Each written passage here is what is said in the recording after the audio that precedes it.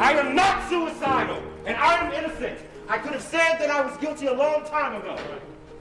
That show very popular. This couple, they're now accused, now convicted of lying to secure $30 million in loans, then filing bankruptcy to avoid paying off $20 million in debt. Top 15 celebs reacting to serving life in prison. Imagine being a celebrity, living a life of glitz and glamour, only to face the unthinkable, life in prison. So who are these famous faces pushed into a world they had no idea existed? What were their reactions to the frightening reality? What do their emotional journeys teach us about the human spirit?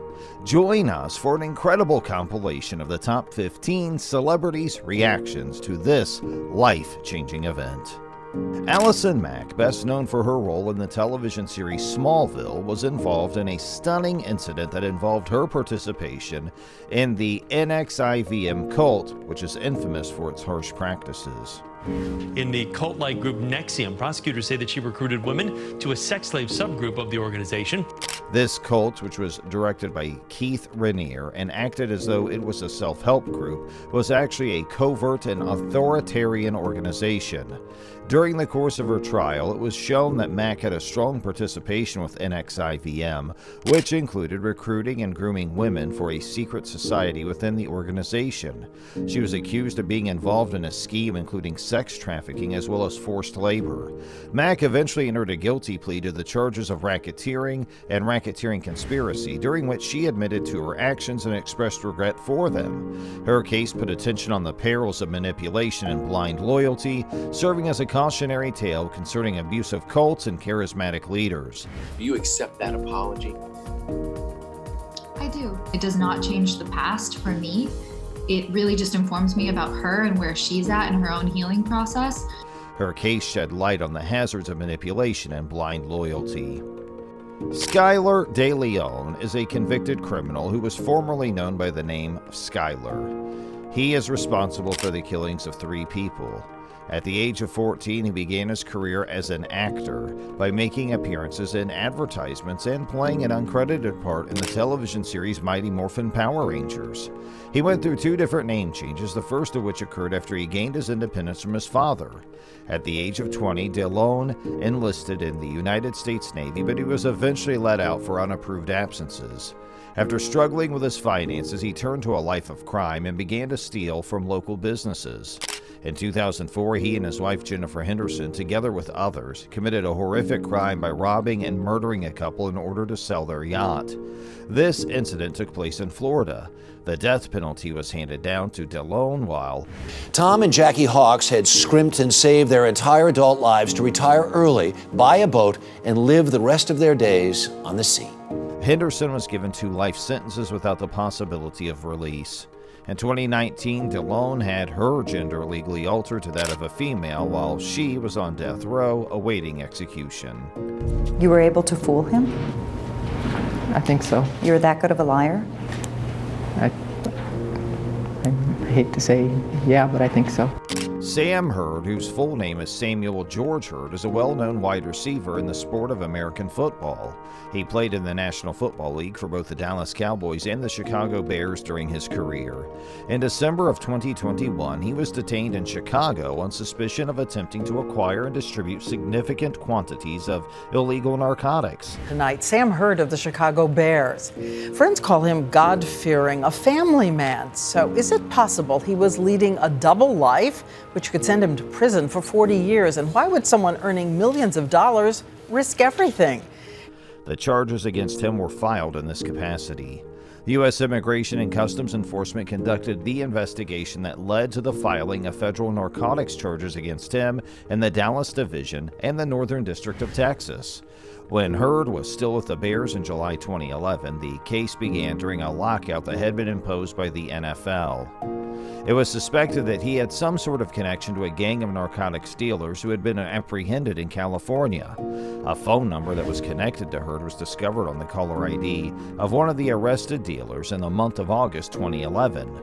By August of 2012, he was taken into custody once more for breaking the conditions of his bond by testing positive for controlled substances.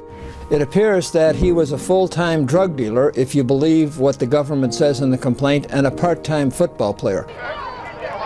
After that, he entered a guilty plea and was consequently given a sentence of 15 years in prison.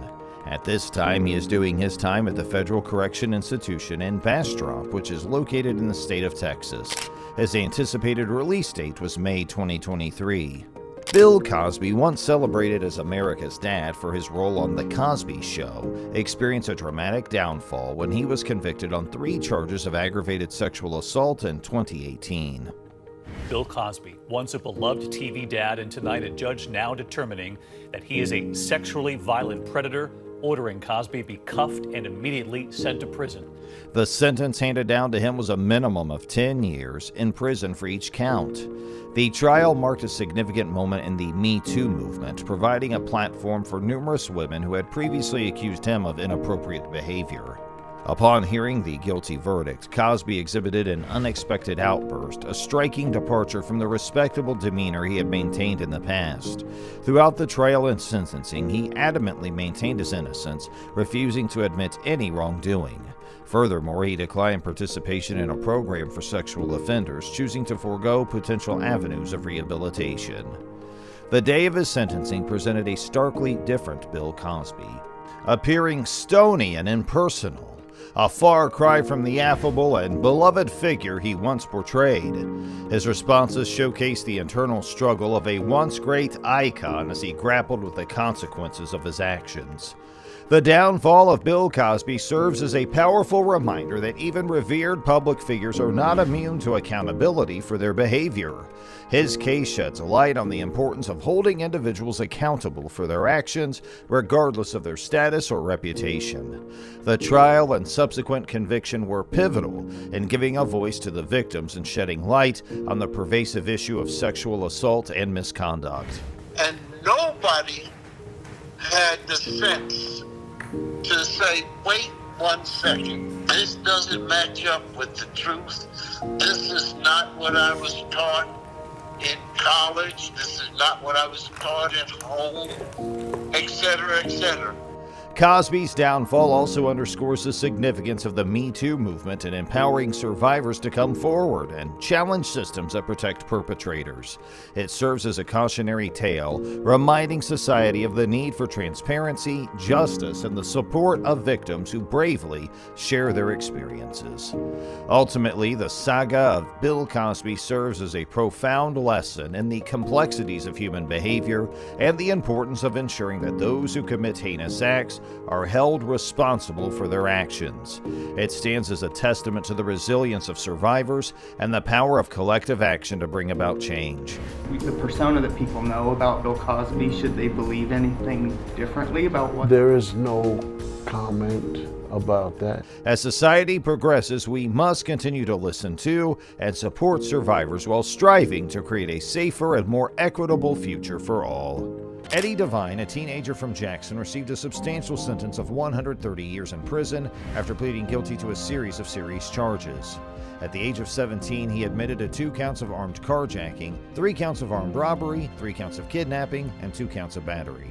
Their carjacking suspect from last night. And they're calling this a speedy arrest. 16 WAPT's Jennifer Ortega live in our newsroom with the details. Jennifer. Megan, we were the only ones there when police escorted Eddie Devine to jail tonight. The charges were related to incidents that occurred in April 2013, March 2014, and April 2014. One of the incidents involved Eddie Devine and Remy Harvey, who was only 13 years old at the time, forcing a woman into her car at the Hallmark Gardens Apartments on Northside Drive in Jackson. Eddie Devine was arrested by the Flowood Police in December 2014. During his sentencing in a Hinds County court, Eddie Devine received 30 years for assault, 30 years for armed robbery, and 30 years for kidnapping. At the young age of 14, Joshua Earl Patrick Phillips committed a tragic act that took the life of his 8-year-old neighbor and friend, Maddie Clifton, in November 1998. And that reached sentencing hearing for teen killer Josh Phillips was an emotional one, and it just wrapped up. The judge will now take time to determine whether to keep Phillips in prison for life for the 1998 murder of 8-year-old Maddie Clifton in Jacksonville. As a result of his actions, he was sentenced to life in prison without the possibility of parole. During his trial, which took place in Polk County after it was moved from Duval County due to concerns about publicity in Jacksonville, Phillips' lawyer chose not to call any witnesses for the defense and even discouraged his parents from testifying. During these past few days, I've sat here and I'm in this courtroom and I have listened to all of the classes that the defendant has been able to take. What classes has Maddie been able to take over the past 18 years? Phillips himself remained silent during the trial, which lasted only 2 days. As a result of this tragic and devastating crime, Joshua Phillips will spend the rest of his life in prison without the possibility of parole. George Stinney Jr. was an African-American boy who at the age of 14 was convicted and executed for the murders of 2 young girls, Betty June Binnicker, age 11, and Mary Emma Thames, age 7, in Alcolu, South Carolina in March 1944. He was accused of assaulting and killing the girls. George's trial was swift and he was sentenced to death by the electric chair in June 1944.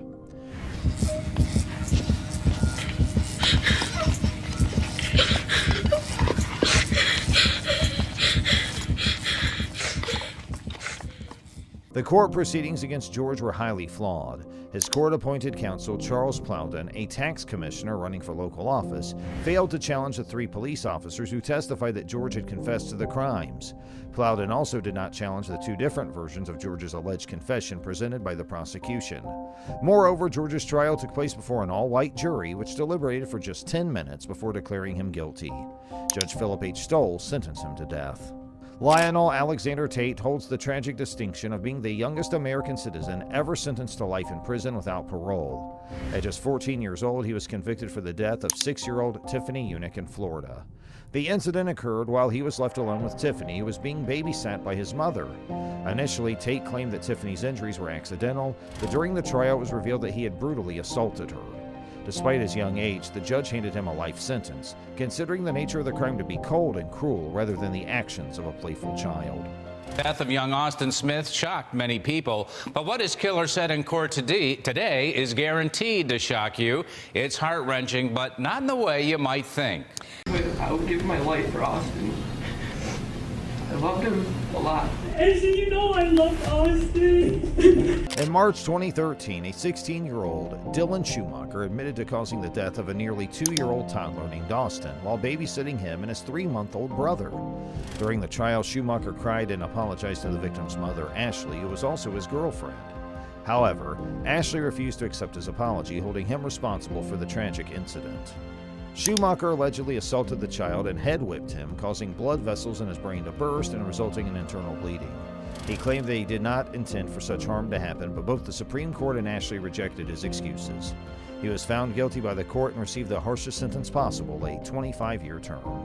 Jessica Carline, a 17-year-old girl, was involved in a tragic car crash at the Wyoming Medical Center, resulting in the loss of 2 lives. She pleaded guilty to 2 counts of vehicular homicide in April 2015, and the prosecution agreed to seek a prison sentence of up to 16 years to be served concurrently. The judge ultimately decided on the plea agreement, which led to Carline being sentenced to 12 to 16 years at the Wyoming Women's Center in Lusk. The crash occurred when Carline's vehicle veered over the curb and collided with a sign at the hospital building, leading to the deaths of her 2 passengers. She was charged as an adult and found to be driving at a high speed without wearing seatbelts. The tragic incident highlighted the importance of road safety and the devastating consequences of reckless driving. 21-year-old Brandon Spencer of Inglewood bangs his head as a judge sentences him to 40 years to life after he was convicted of shooting a rival gang member at a 2012 Halloween party on the USC campus. In 2014, Brandon Spencer received a sentence of 40 years to life in prison for a shooting that injured 4 people at a Halloween party on the University of South Carolina campus. During the sentencing, Brandon became overwhelmed with emotion, pounding his forehead on the desk and shouting expletives as the judge read his conviction on 4 counts. His attorney pleaded for leniency, highlighting his employment as a security guard and aspirations to attend college. However, the prosecution portrayed Brandon as a gang member with a history of violence, presenting tweets as evidence. The shooting was seen as a result of an ongoing feud with another gang member, fueled by social media rivalry. Thanks, Kent. Well, convicted of murder at just 15 years old, now nearly 15 years later, John Silva could be resentenced. In 2001, Silva was sentenced to life in prison without parole for strangling 12-year-old Jerry Allen Jr. John Silva, a 15-year-old, was convicted of a first-degree crime for the tragic death of 12-year-old Jerry Lee Alley Jr., whose body was found in a dry septic tank pit 2 days after he went missing. Silva was tried as an adult and ultimately sentenced to life in prison, with no possibility of parole for taking the life of young Jerry. The jury took less than 2 hours to deliberate and declare Silva guilty, and they had the option to consider a second-degree count. Silva's mother and sister cried when the verdict was announced, and they sobbed heavily as the judge continued speaking. However, Silva remained emotionless and showed no reaction to the sentence. 15-year-old accused of trying to slit the neck of her brother and stab her sister in a plot to kill her own family. Michael or Miguel Rivera, 23 at the time of the crimes, his underage girlfriend, Roxana Sikorsky, charged with the murder attempts.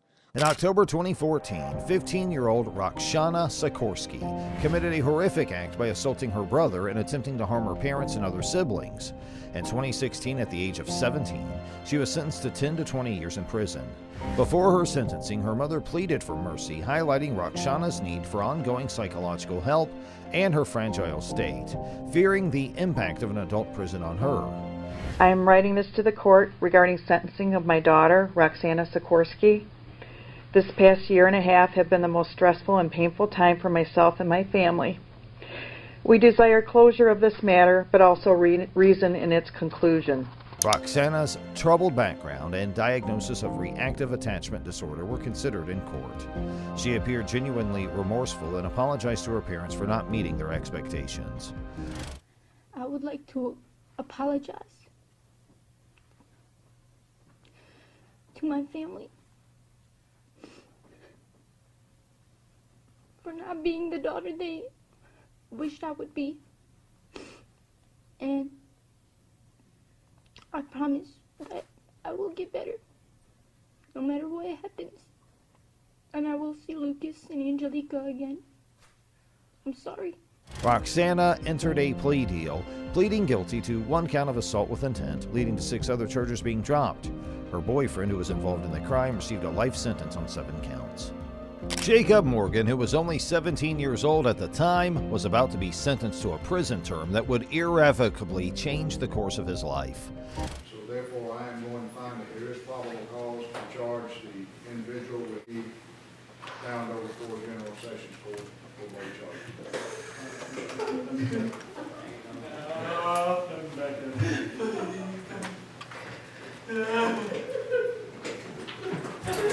The unsettling events that took place in March 2015 had placed a gloomy cloud over his family as he acknowledged to committing a horrible deed that resulted in the death of his half-brother Joshua, who was only 14 months old at the time. Throughout the entire process, Jacob's family steadfastly upheld their position that their oldest son is innocent. His mother, Julie Dover, courageously contested his guilt in court, and she remained at his side with unyielding parental love throughout the proceedings. They said that Jacob, who has autism and has struggled with his development, had tried to save Joshua from the flames, but was stopped by concerned neighbors who feared for his safety. During a 5-hour interview that was not filmed, Jacob's parents broke their son's confidence by revealing that he had struggled with reading and writing at a basic level, leaving him open to attack. This exhibition of emotion was absolutely gut-wrenching. During this particular interview, he gave the investigators a variety of different explanations as to how the fire started. In the beginning, he stated that the fire started by mistake when a pillow was left too close to a heater. Later on, he came clean and admitted that he had on purpose set fire to a cushion and then thrown it into the air. Investigators looked into the fire and found evidence of 2 distinct fires, one in the living room and another on a blanket in Joshua's bedroom where the innocent toddler was asleep at the time.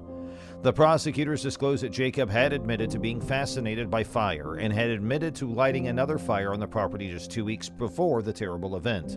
They also had brought attention to the fact that he enjoyed using tea candles and had an uncomfortable preoccupation with flames.